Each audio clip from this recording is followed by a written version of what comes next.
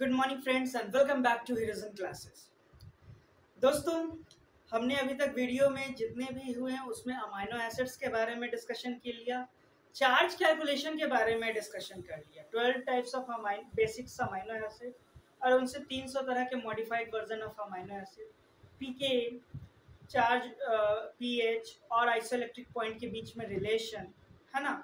Titration curve method से पीके value का पता लगाना, पीआई कैसे निकाला जाता है ना, ये सारी चीज़ें पढ़ी थी।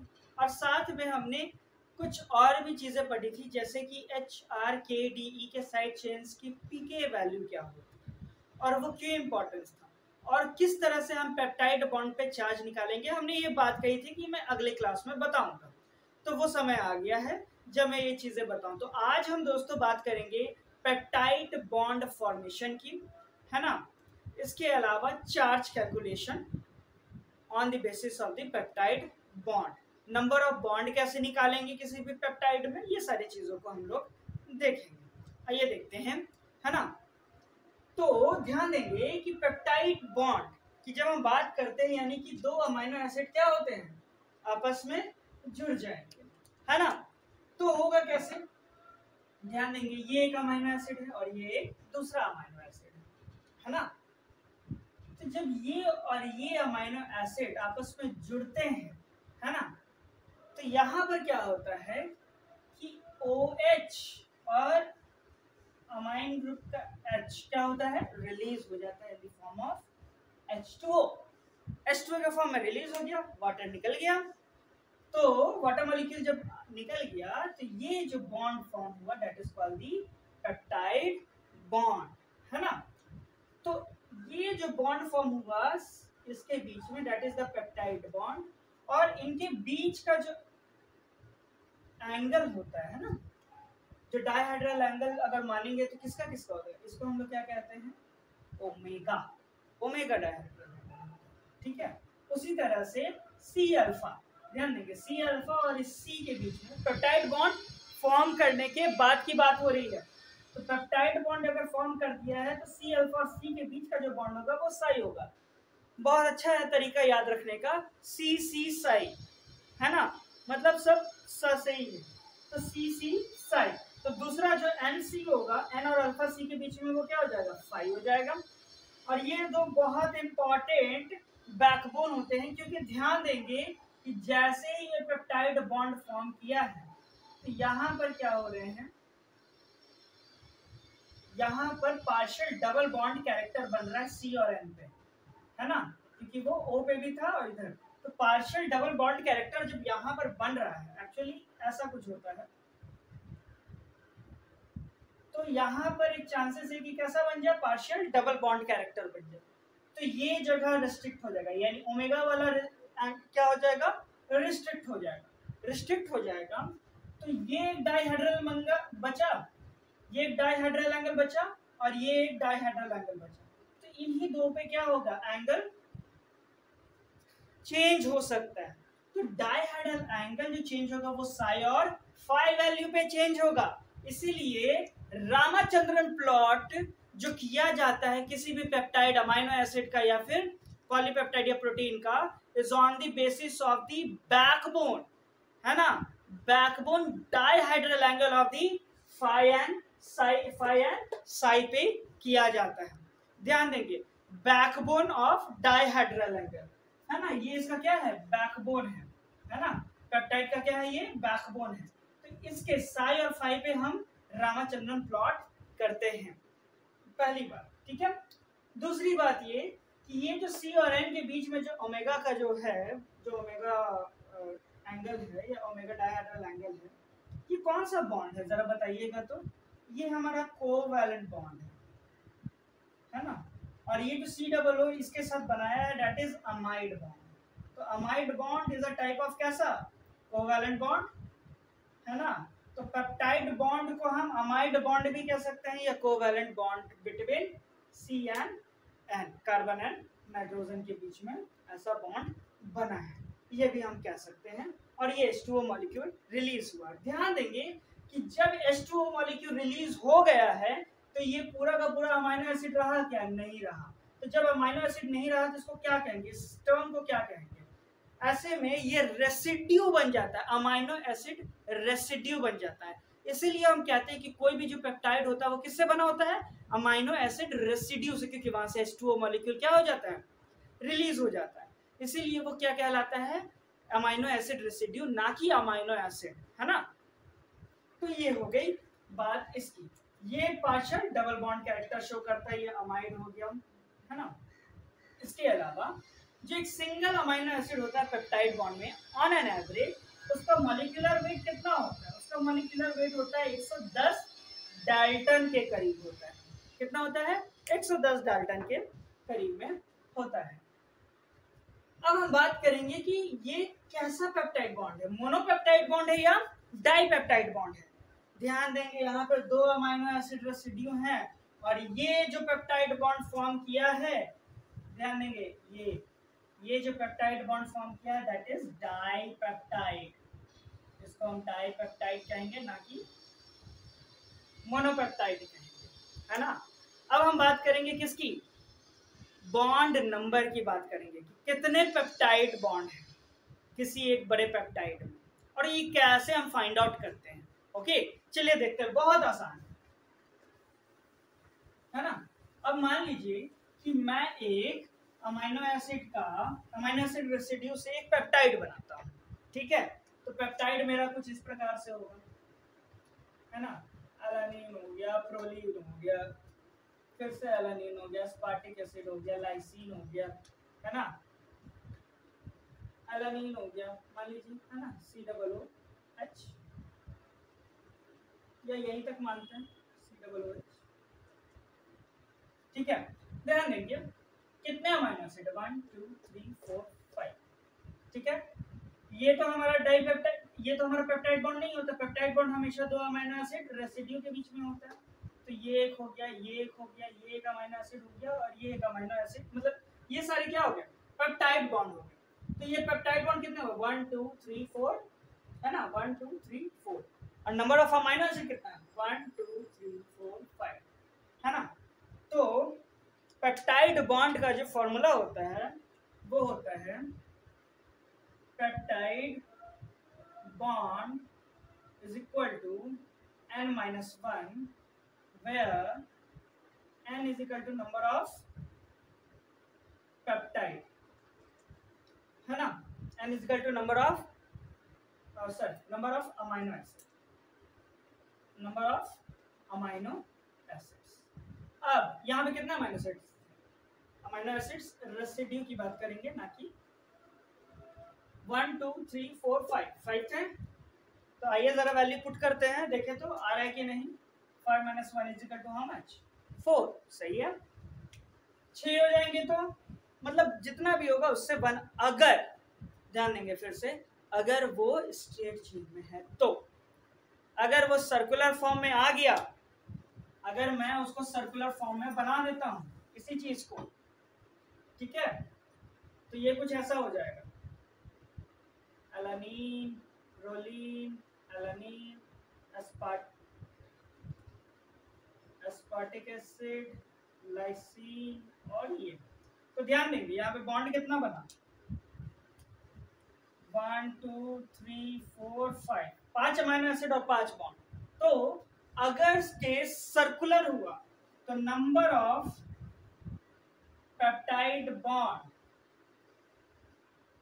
इज इक्वल टू क्या हो जाएगा, n, जहां पे n क्या होगा, number of amino acid residue, है ना। तो इस प्रकार से हमारा जो कंक्लूजन हुआ वो क्या हुआ कि अगर, है ना, इफ स्ट्रेट चेन में है,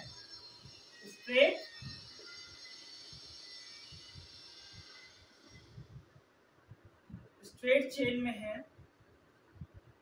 तो पेप्टाइड बॉन्ड कैसा होगा, पेप्टाइड बॉन्ड हो जाएगा हमारा n-1।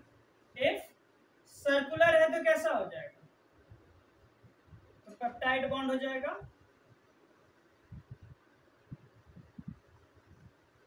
n, है ना,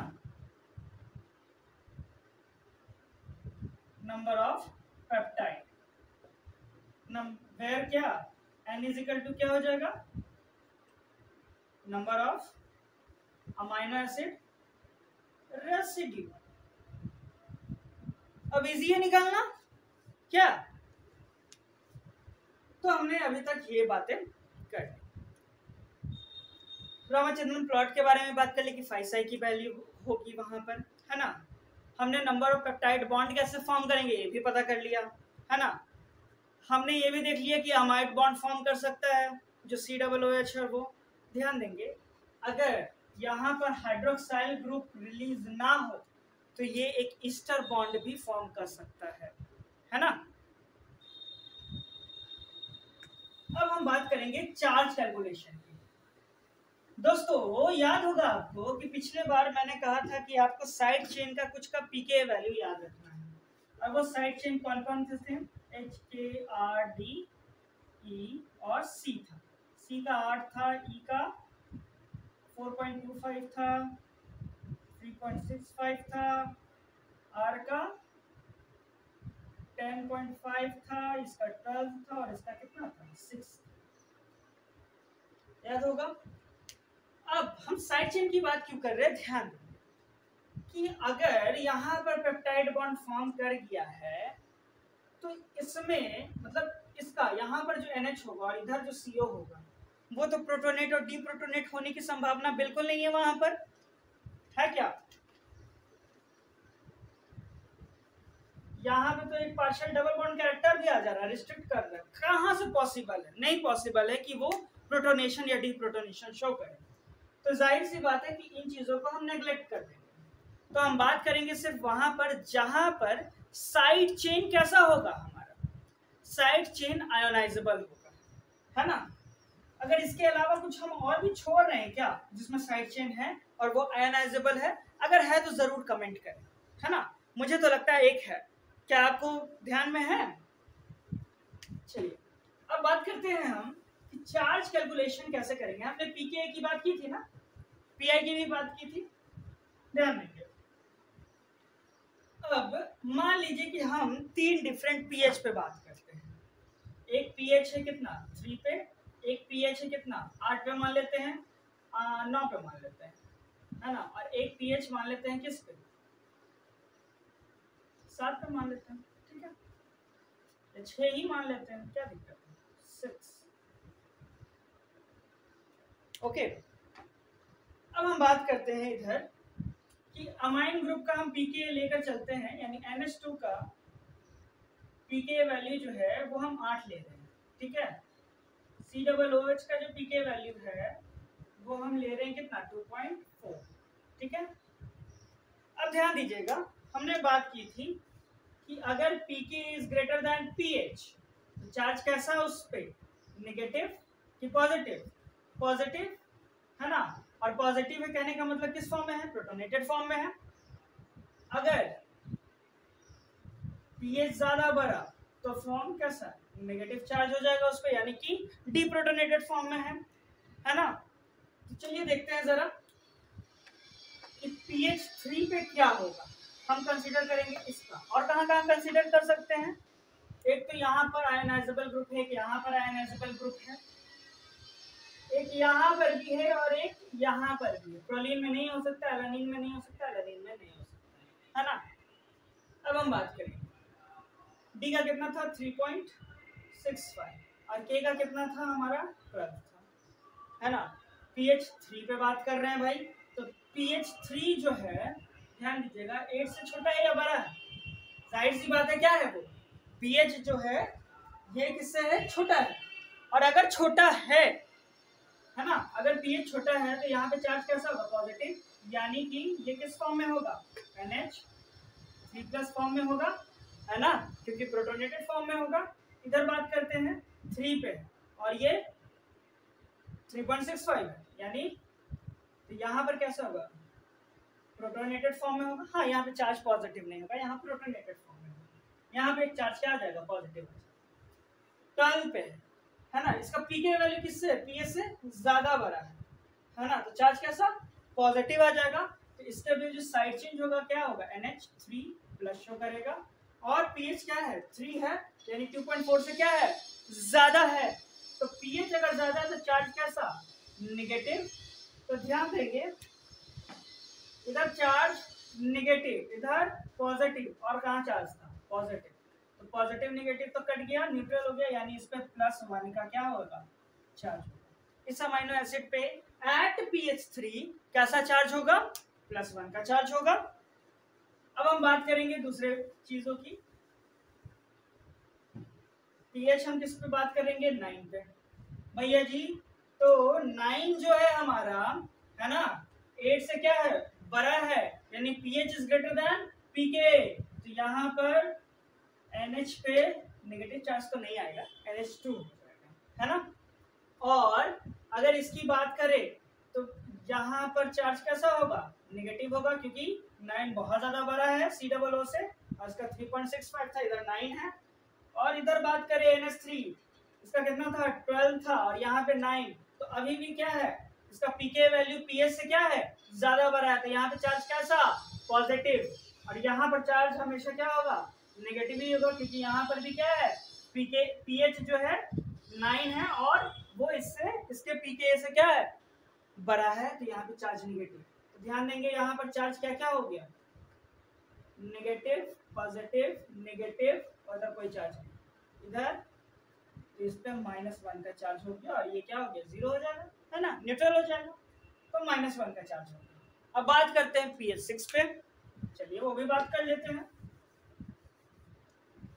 6 की बात करें तो यहाँ पर pK इसका 8 है, यानी कि 6, यानी pH से ज्यादा बड़ा इसका pK है, तो यानी NH3+ चार्ज, है ना, यानी कि ये प्रोटोनेटेड फॉर्म में होगा, है ना। 6 की बात करें, यहाँ पे क्या था, 3.65 था, यानी कि pH ज्यादा बड़ा, तो ये तो निगेटिव ही रह जाएगा, डिप्रोटोनेटेड फॉर्म में। इसका 12 था, pH हमारा कम है किससे, pK से, तो ये भी हमारा कैसा हो जाएगा, प्रोटोनेटेड फॉर्म में हो जाएगा, और ये तो बिल्कुल डिप्रोटोनेटेड फॉर्म में होगा। तो ध्यान देंगे नेगेटिव, पॉजिटिव और नेगेटिव, और इधर भी क्या होगा, पॉजिटिव, है ना। तो ध्यान देंगे इस पर चार्ज कैसा हो जाएगा, 0, पॉजिटिव नेगेटिव, पॉजिटिव नेगेटिव, यानी कि pH6 पे इसका चार्ज कैसा हो जाएगा, न्यूट्रल हो जाएगा, है ना। तो इस प्रकार से हम पेप्टाइड के ऊपर चार्ज कैलकुलेशन कर सकते हैं, है ना। तो दोस्तों अगर आपको बॉन्ड्स के बारे में भी जानना है तो नीचे कमेंट जरूर कीजिएगा, मैं उस पर वीडियो जरूर बनाऊंगा, क्योंकि बॉन्ड्स को जानना भी एक अलग चीज है, और उसमें पूरे एक क्लासेस अलग लग जाएंगे। और अगर आपको ये वीडियो अच्छा लगा हो तो प्लीज लाइक करें, शेयर करें और सब्सक्राइब करें। और अगर आपने हमारी पिछली वीडियो नहीं देखी है तो नीचे डिस्क्रिप्शन बॉक्स में आप उस लिंक पे जाके पुराने वीडियोस को आप देख सकते हैं, या हमारे चैनल्स पे विजिट करके देख सकते हैं। Thank you for watching us, और कुछ भी प्रॉब्लम हो या फिर कुछ शिकायत हो तो आप कमेंट जरूर करें। Thank you for watching us.